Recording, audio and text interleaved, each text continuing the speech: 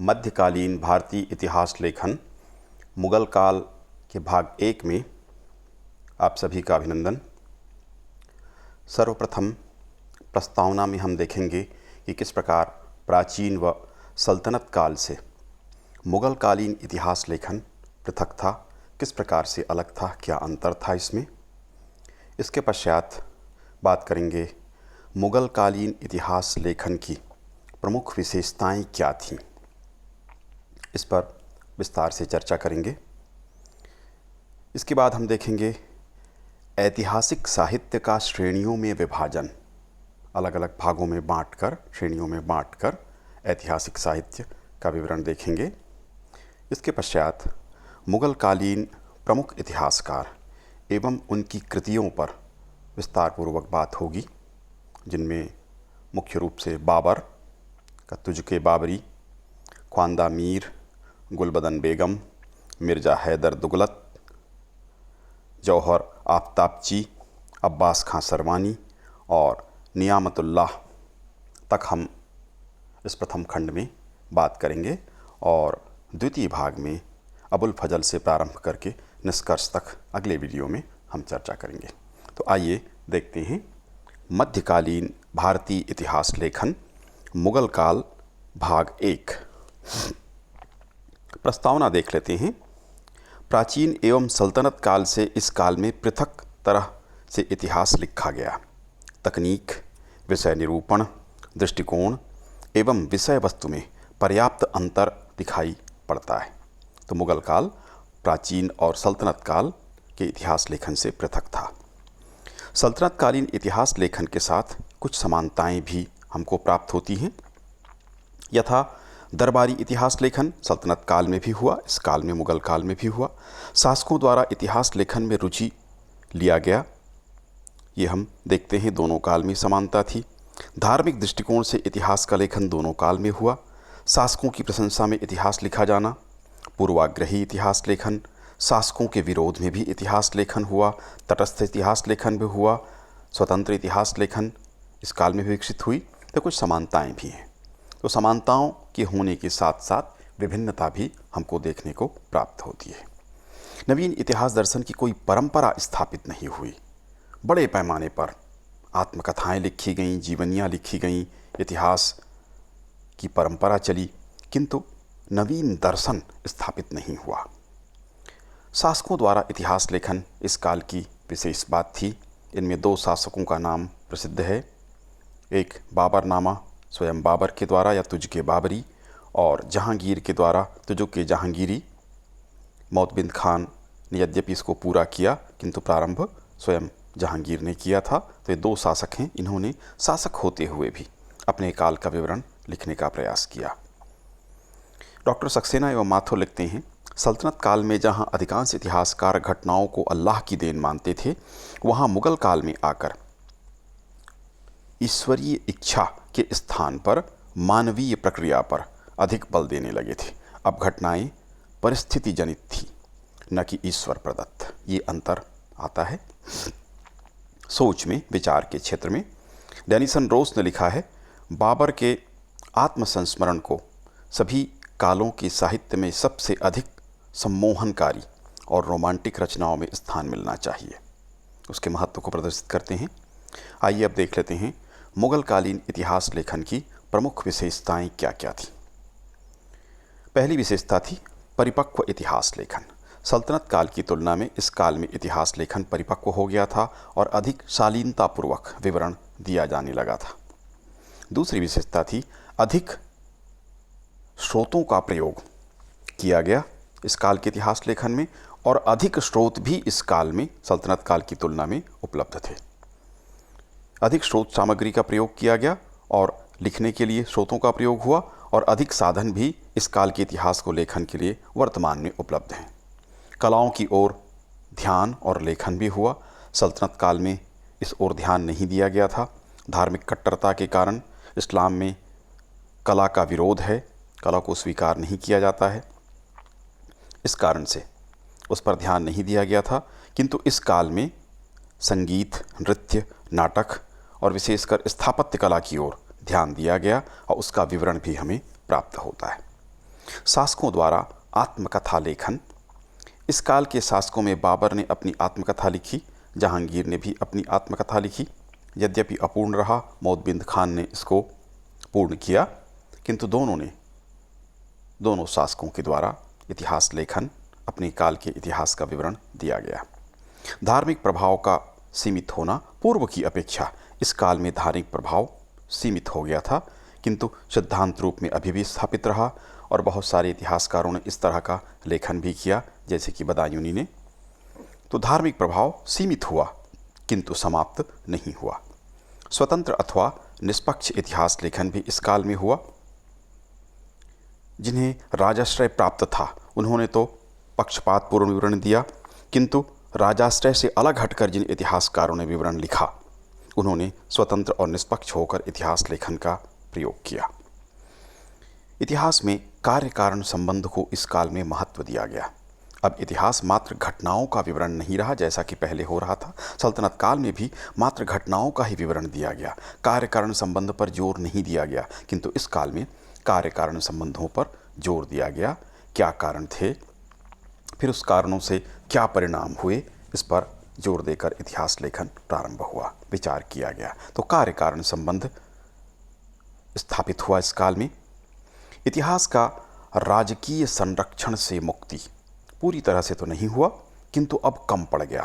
स्वतंत्र लेखन अधिक हुआ।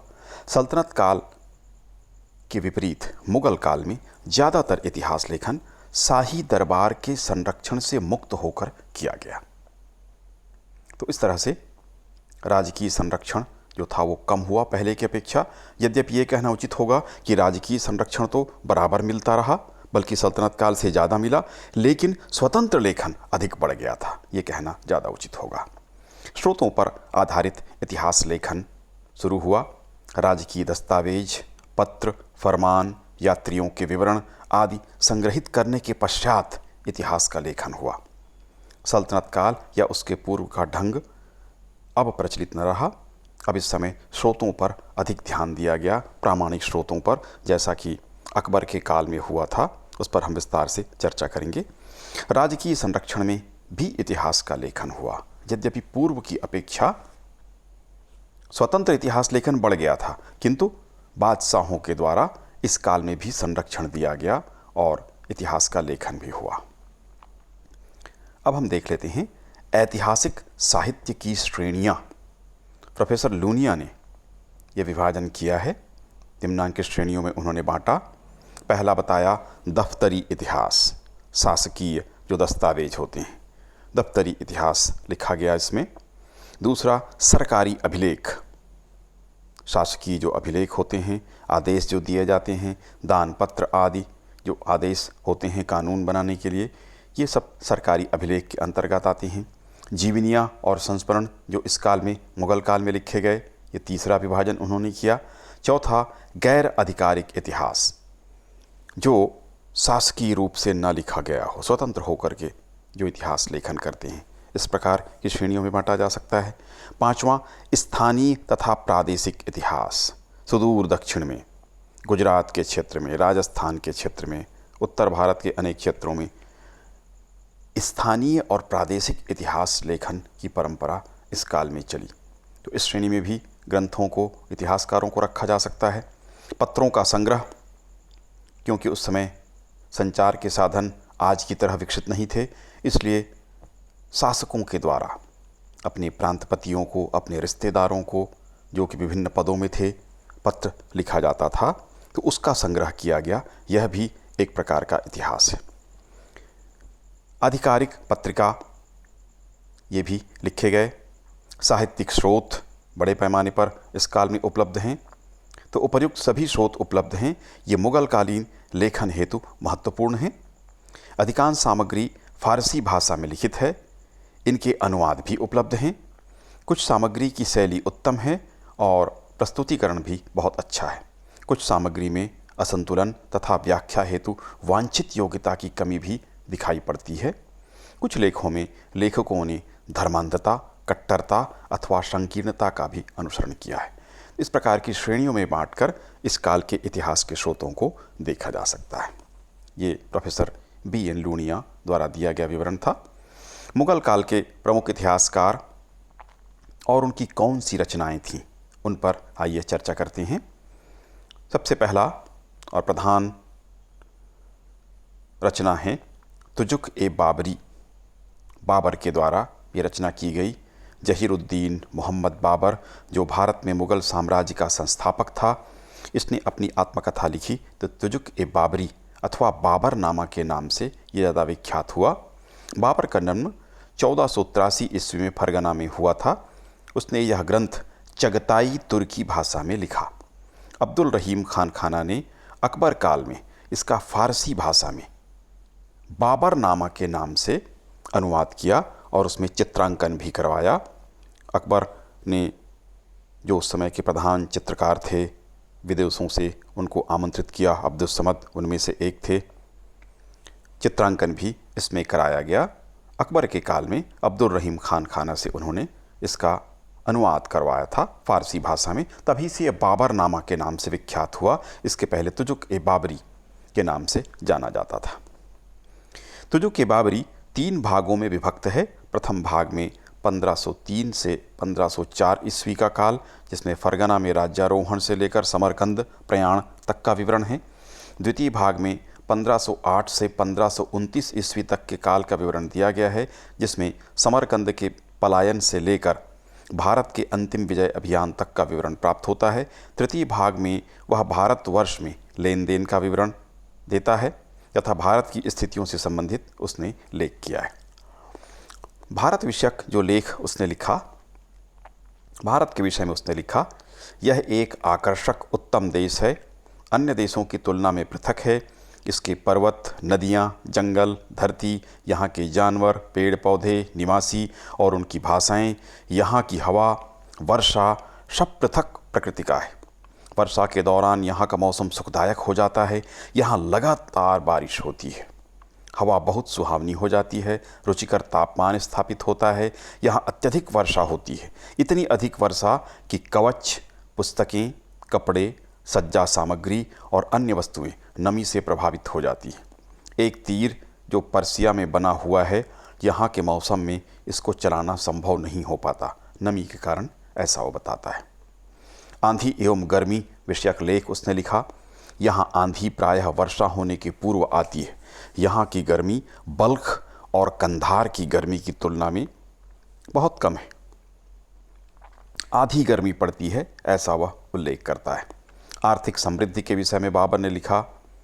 बाबर भारत की आर्थिक समृद्धि का विवरण देता है। भारत का मुख्य आकर्षण यह है कि यह बहुत बड़ा देश है। यहाँ सोना चांदी से भरा हुआ देश है। बाबर ने भारत के कामगार और पेशेवर लोगों की बड़ी प्रशंसा की। भारत की दूसरी सुविधा यह है कि प्रत्येक पेशा और व्यापार के कामगार, काम करने वाले असंख्य संख्या में विद्यमान हैं। किसी भी रोजगार या कार्य के लिए जनसमूह हमेशा तैयार मिलता है। रोजगार यहाँ पर वंशानुगत है, वंशानुगत ढंग से लोग कार्य करते हैं। राजनीतिक अवस्था विषयक लेख।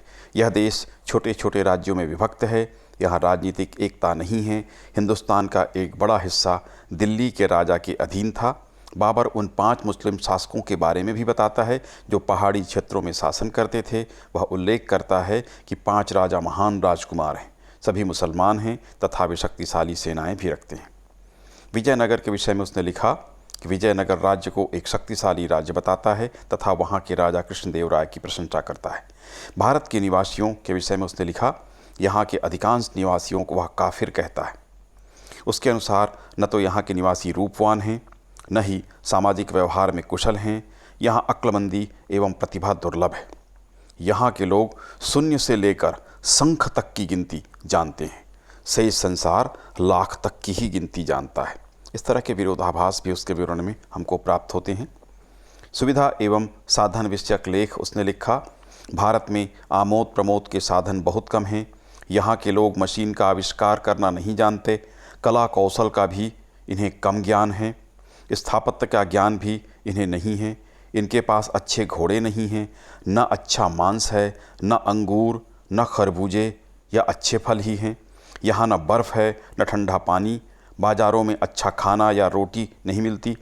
न तो यहाँ गर्म पानी के हमाम हैं, न विद्यालय, न बत्तियाँ, न मसालें, इस तरह से वह आलोचना करता है। यहाँ की बुरी स्थिति के बारे में बताता है, अपने देश से तुलना करता है।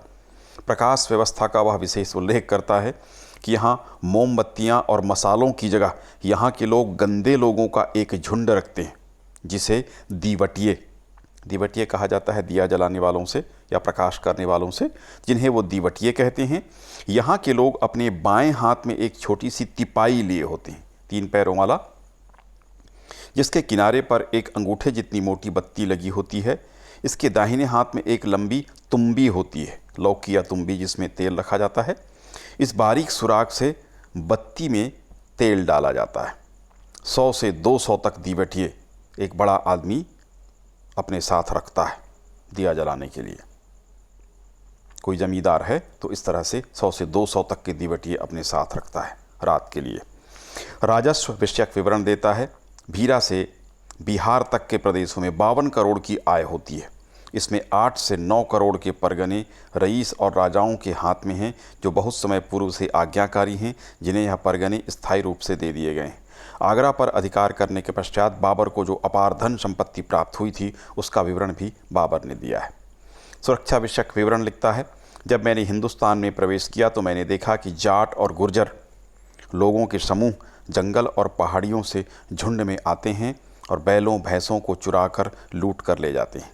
पंजाब के इन प्रदेशों में पहले वे विद्रोह हुआ करते थे और आय बहुत कम होती थी। मैंने इन क्षेत्रों पर नियंत्रण कायम किया, अपराधियों का पता लगाकर उनको कठोर दंड दिया। आगरा से काबुल तक जाने वाले मार्ग की रक्षा के उपाय किए। 15-15 मील के अंतर पर चौकियां स्थापित की गईं। प्रत्येक चौकी पर 6 घुड़सवार तथा अन्य अधिकारी नियुक्त किए, ऐसा विवरण देता है। भारतीय समय विभाजन के बारे में भी बाबरनामा में या तुझके बाबरी में विवरण दिया गया है। हिंदुस्तान वाले रात और दिन को 60 भागों में विभाजित करते हैं। प्रत्येक भाग को घड़ी कहा जाता है। यह दिन को 4 भागों में बांटते हैं। प्रत्येक भाग प्रहर कहलाता है। हिंदुस्तान के सभी बड़े नगरों में कुछ लोग नियुक्त किए जाते हैं जो घड़ियाली कहलाते हैं। प्रत्येक घड़ी को 60 भागों में विभाजित किया जाता है, जो एक पल कहलाता है। ये भारतीय पद्धति है, आप सभी लोग भी इससे परिचित होंगे।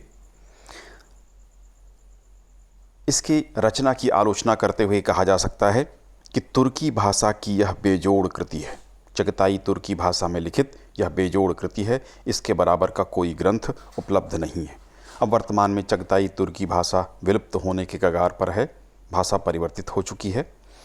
इसके विवरण में विरोधाभास हमको देखने को मिलता है। एक ओर भारतीयों की आलोचना करता है कि कम बुद्धि वाले हैं, और दूसरी ओर यह भी बताता है कि शून्य से लेकर शंख तक की गिनती इनको आती है। विश्व में कोई भी लाख से ऊपर तक की गिनती नहीं जानता है। तो एक तरफ तारीफ करता है और एक तरफ आलोचना भी करता है। एक विदेशी दृष्टि का विवरण इसको कहा जा सकता है, जो पूरी तरह से भारतीय सभ्यता, संस्कृति और इस देश से परिचित नहीं है। वो जिस तरह से लेख करेगा उस तरह से बाबर ने भी यहाँ का विवरण दिया है। किंतु यह ग्रंथ ऐतिहासिक दृष्टिकोण से अत्यंत महत्वपूर्ण ग्रंथ माना जाता है, क्योंकि बाबर के काल के बारे में उसने ही पूरा विवरण लिख दिया है। तो ये बहुत ही महत्वपूर्ण ग्रंथ के रूप में, इतिहास के साधन के रूप में स्वीकार किया जाता है। लेनपुल ने लिखा, यदि कोई ऐसा ग्रंथ हो सकता है जो प्रमाण माना जा सके और जिसके लिए किसी दूसरे प्रमाण की आवश्यकता न हो, तो वह बाबर की आत्मजीवनी है। इस ग्रंथ को पढ़ने वाला सर्वोत्तम आत्मकथा लेखक की ईमानदारी अथवा उसकी उच्च योग्यता अथवा निरीक्षण शक्ति पर संदेह नहीं कर सकता। डॉक्टर एल श्रीवास्तव भी लिखते हैं कि बाबरनामा इस युग के इतिहास का प्रामाणिक ग्रंथ है। बेवरीज के अनुसार बाबर की आत्मकथा एक अनमोल ग्रंथ है, जिसकी तुलना सेंट ऑगस्टाइन और रूसो की स्वीकृति पत्रों, कन्फेशन जो उसने लिखा, तथा गिबन और न्यूटन की आत्मकथाओं से की जा सकती है। और अनेक इतिहासकारों की मान्यता है कि प्राच्य आत्मकथाओं में बाबरनामा निश्चित ही एक ऐसा उच्च कोटि का ग्रंथ है। उसके आधार पर बाबर को आत्मकथा लेखकों का शिरोमणि माना जा सकता है। तो ये बाबरनामा के विषय में जानकारी हुई। इसके बाद ख्वांदा मीर की रचनाएं। गयासुद्दीन मोहम्मद ख्वांदा मीर के नाम से प्रसिद्ध था। जन्म 1474 में हुआ था। हेरात का रहने वाला था। 1527 में बाबर के काल में भारत आया। 9 सितंबर 1528 को आगरा पहुंचा। बाबर अपने साथ 1529 ईस्वी के पूर्व सैनिक अभियानों में इसे ले गया। बाबर की मृत्यु के पश्चात हुमायूं ने उसे अमीर उल अखबार की उपाधि प्रदान की। गुजरात अभियान में हुमायूं के साथ रहा। 1535 में इसकी मृत्यु हुई। इसकी रचनाएं, इनके द्वारा 12 रचनाएं की गईं, जिनमें मासिर अल मुल्क, खुलासत अल अकबर, मकरीम अल अखलाक, दस्तूर अल वजूरा, नामाए नामी, इंसाए नामी, रौजत अल सफ़ा, हबीब अल सियार, यह उसकी रचनाएं थीं। ये हेरात में रहते हुए इसने लिखी थी। भारत में रहते हुए शहंशाह हुमायूं के काल में उसने 2 रचनाएं की। पहला है हुमायूंनामा। 1935 में हुमायूं के आदेशानुसार इसने लिखना प्रारंभ किया। बादशाह द्वारा दिए गए आदेश और नियमों का विवरण उसने दिया। इस काल के दौरान बनाई गई इमारतों का विवरण उसने लिखा। ज्योतिष और नक्षत्र विज्ञान के प्रति हुमायूं की रुचि को भी इसने प्रदर्शित किया। प्रत्यक्षदर्शी लेखक ने विस्तार पूर्वक घटना का विवरण दिया। उसने स्रोत सामग्री तथा सूचनाएं एकत्र की। उसका विवरण विश्वसनीय तथा सत्य है। उसने ग्रंथ के अंत में हुमायूं की प्रशंसा की है, हुमायूं की उपलब्धियों का विवरण दिया है, दरबारी रीति और नियमों का वृत्तांत भी वह लिखता है तथा प्रशासनिक प्रयोगों का विवरण भी वह देता है। दूसरा उसका ग्रंथ था कानून ए हुमायूनी। इस रचना में लेखक ने इस काल के सामाजिक आर्थिक जीवन पर प्रकाश डाला है। इसमें कुरान का निचोड़ भी दिया गया है। हुमायूं कालीन संस्थाओं तथा आदेशों की उसने प्रशंसा की है। लेखक ने इसमें उपमा और रूपक अलंकारों का भरपूर प्रयोग किया है। उसने अतिशयोक्तिपूर्ण भाषा का प्रयोग किया है। उसने कालक्रम की ओर ध्यान नहीं दिया, फिर भी ग्रंथ ऐतिहासिक रूप से महत्वपूर्ण मानी जाती है। गुलबदन बेगम तथा उनकी रचना। गुलबदन बेगम बाबर की पुत्री थी। इनका जन्म 1523 में हुआ था। वह 80 वर्ष तक जीवित रही। 1603 में इनकी मृत्यु हुई। बाबर के परिवार के सभी सदस्य 1529 में आगरा पहुंच गए। इनका विवाह खिज्र ख्वाजा खान के साथ हुआ था। अकबर के प्रोत्साहन से उन्होंने ग्रंथ की रचना की, हुमायूंनामा। इस ग्रंथ के 2 भाग हैं। प्रथम भाग में बाबर के काल से संबंधित है। दूसरा भाग हुमायूं के जीवन और उपलब्धियों का विवरण देता है। शाही परिवार से संबद्ध होने के कारण वह घटनाओं की समीप थी जो बाबर अथवा हुमायूं के काल में घटित हुई। वरिष्ठ शाही महिलाओं, जिनमें खानजादा बेगम, माहम बेगम, हमीदा बानो बेगम ने हुमायूं नामा लिखने में उसकी मदद की जानकारियां उपलब्ध कराईं। बाबर विषयक लेख यद्यपि संक्षिप्त हैं, क्योंकि उसकी उम्र उस समय कम थी जब उसके पिता बाबर की मृत्यु हो गई थी। बाबर अपने परिवार के प्रति बहुत स्नेह रखता था। उसकी मृत्यु के विषय में भी उसने लिखा। जहर के कारण वह मृत्यु का कारण बताती है। जो इब्राहिम लोदी की माँ ने धोखे से बाबर को जहर दिया था और उसी के कारण उसकी मृत्यु हुई, ऐसा गुलबदन बेगम लिखती है। हुमायूं विषयक लेख कुछ विस्तृत हैं। हुमायूं के समय का विस्तृत विवरण उसने लिखा है। राजनीतिक सैनिक घटनाओं के साथ हुमायूं के व्यक्तित्व और जीवन का भी उसने विवरण दिया है। शाही हरम की जीती जागती तस्वीर उसने वर्णित की है। सामाजिक परंपराओं का विवरण दिया। उसने हुमायूं के साथ हमीदा बानो बेगम के विवाह का विस्तृत विवरण दिया है। उसने हुमायूं की कठिनाइयों के विषय में भी जो लिखा, विस्तार से लिखा। सिंध में रुकने के समय जो उसको झेलना पड़ा उसका विवरण दिया। हुमायूं के काल की कुछ घटनाएं जिसका लेख अन्यत्र नहीं मिलता है, गुलबदन बेगम ने लिखा। चगताई बेगमों के विषय में वह विशेष लगाव रखती थी, उनका भी विस्तार से उसने विवरण दिया है। कालक्रम का विवरण इसने नहीं दिया। कालक्रमानुसार विवरण इसने नहीं लिखा, इसलिए इसकी आलोचना होती है। राजनीतिक घटनाओं का उसने विस्तृत विवरण नहीं दिया, क्योंकि उसमें उसकी ज़्यादा रुचि नहीं थी। सामाजिक क्रियाओं, विवाहों और दरबारी जीवन का इसने विस्तृत विवरण दिया, क्योंकि इन्हीं बातों में उसकी रुचि थी। प्रोफेसर लूनिया लिखते हैं कि हुमायूंनामा का महत्व तथा मूल्य पर्याप्त है, क्योंकि गुलबदन बेगम बहुत सी घटनाओं की प्रत्यक्षदर्शी थी जिन्हें उसने वर्णित किया, और इसलिए उसका विवरण विश्वसनीय है। अगले लेखक हैं इतिहास के मिर्ज़ा हैदर दुगलत। मिर्ज़ा हैदर का जन्म 1499 ईस्वी में ताशकंद में हुआ था। वह बाबर के मातृपक्ष से रिश्तेदार था। वह बाबर के काल में भारत आया तथा कामरान और हुमायूं दोनों की सेवा की। शेर शाह के विरुद्ध कन्नौज का युद्ध उसने लड़ा था। 1551 में एक विद्रोह के अवसर पर उसका कत्ल कर दिया गया। ग्रंथ रचना तारीख ए रसीदी। इसके प्रथम भाग में कश्मीर के विषय में लिखा गया है।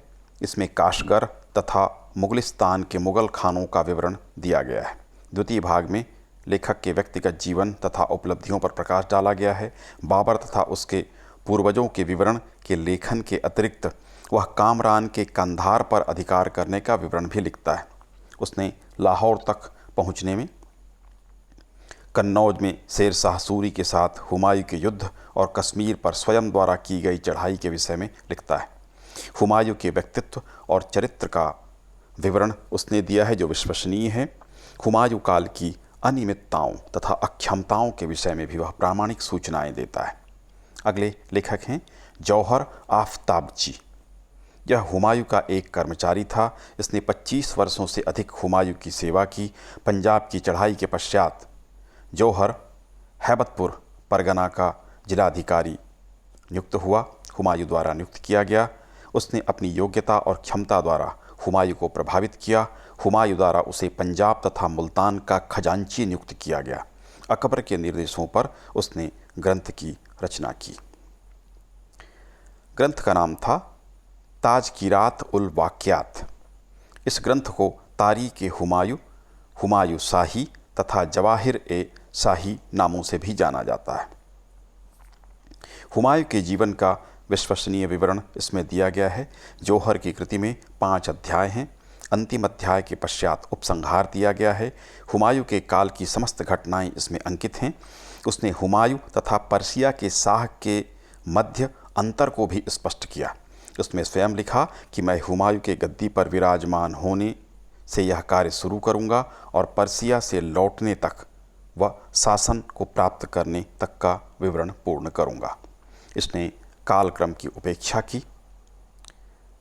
कालक्रम सही ढंग से नहीं लिखा।